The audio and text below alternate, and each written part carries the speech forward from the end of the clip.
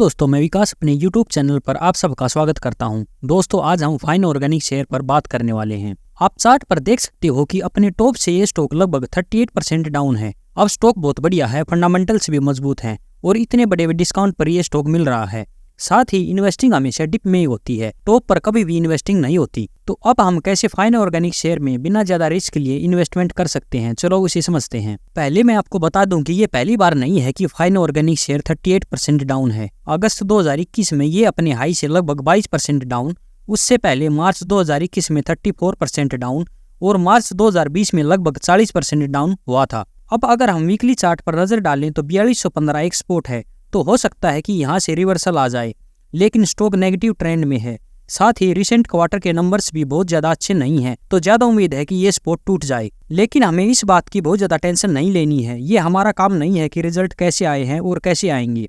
कई बार स्टॉक बिना मतलब के ही बढ़ने लग जाता है और अच्छी न्यूज बाद में आती है। तो हमारा काम है स्पॉट पर प्राइस आए तो एंट्री लेना। हम 4215 पर एक लाइन लगा लेते हैं, लेकिन यहाँ ध्यान देने वाली बात यह है कि यहाँ हमारा स्टॉप लॉस 2% का होगा। हम एक बार में ही सारी कैपिटल इन्वेस्ट करेंगे। अब 4215 रुपए का 2% कैलकुलेट करें तो ये बनेगा 4130 रुपये।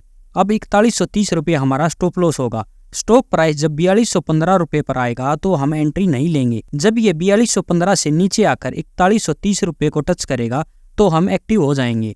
अब अगर स्टॉक प्राइस 4215 रुपये दोबारा आया तो हम एंट्री ले लेंगे। इससे ये होगा कि अगर स्टॉक प्राइस को नीचे ही जाना होगा तो हमारा 2% का लॉस नहीं होगा, प्लस एक बार स्टॉक ऑलरेडी वीक हैंड्स को आउट कर चुका होगा।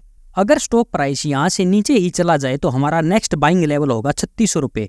वहाँ भी 2% निकाल कर यही काम करना है। आई होप अभी के लिए इतने से काम चल जाएगा। अगर ये यहाँ से तेजी दिखाएगा तो मैं आपको अपडेट कर दूंगा। अगर आप ऐसे इन्वेस्टमेंट करोगे तो आपको बिल्कुल भी डर नहीं लगेगा और आप लंबे समय तक स्टॉक को होल्ड कर पाओगे।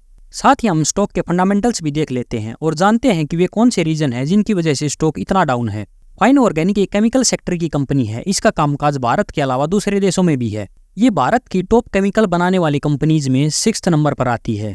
ये मेनली ओलियोकेमिकल बेस्ड एडिटिव बनाते हैं। अगर इनके कस्टमर की बात करें तो Coca Cola, Britannia, Asian paints, Parle, Pidilite, Berger आदि इनके कुछ क्लाइंट्स हैं। इनके पोर्टफोलियो में 460 से ज्यादा प्रोडक्ट्स हैं। अगर इनके डिस्ट्रीब्यूशन नेटवर्क की बात करें तो इनके पास यूएसए और यूरोप में खुद के वेयर हाउस हैं। इनके पास 180 से ज्यादा डिस्ट्रीब्यूटर तथा 800 से ज्यादा शहरों का एक्सेस है। घरेलू कारोबार से ये 39% रेवेन्यू तथा विदेशों से एक्सपोर्ट करके ये 61% रेवेन्यू कमा रहे हैं।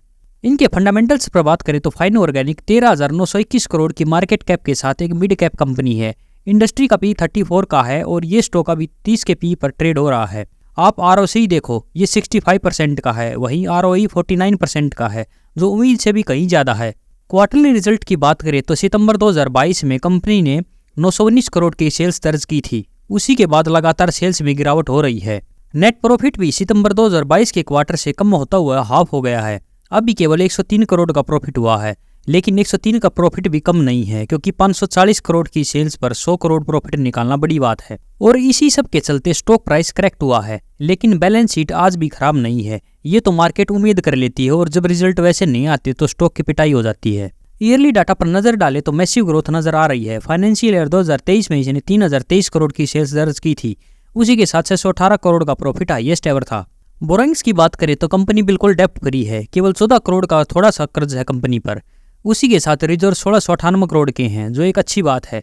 शेयर होल्डिंग की बात करें तो प्रमोटर के पास लगभग 75% की होल्डिंग है। खुद प्रमोटर को कंपनी पर भरोसा है। अब लास्ट में हम कंक्लूड करें तो स्टॉक में कोई भी दिक्कत नहीं है। जब आप किसी क्वार्टर बहुत ज्यादा ग्रोथ कर लेते हैं तो स्टॉक प्राइस भी वैसे ही बढ़ जाता है। अब मार्केट को कंटिन्यू ऐसी ग्रोथ की उम्मीद होती है जो पॉसिबल नहीं है, तो इसी वजह से स्टॉक प्राइस करेक्ट हुआ है। मैंने आपको लेवल्स बता दिए हैं, मैं खुद इसमें इन्वेस्ट करूंगा। अगर आप अच्छे स्टॉक में बुरे समय पर विश्वास दिखाओ तो आपका आने वाला समय अच्छा होगा। टॉप पर लेना इन्वेस्टमेंट नहीं होता। आई होप आप समझ गए होंगे। वैसे ये कोई भी बाय सेल रिकमेंडेशन नहीं है। तो आज के लिए इतना ही। वीडियो अच्छी लगी हो तो लाइक करें, चैनल को सब्सक्राइब करें। धन्यवाद। जय हिंद, जय भारत।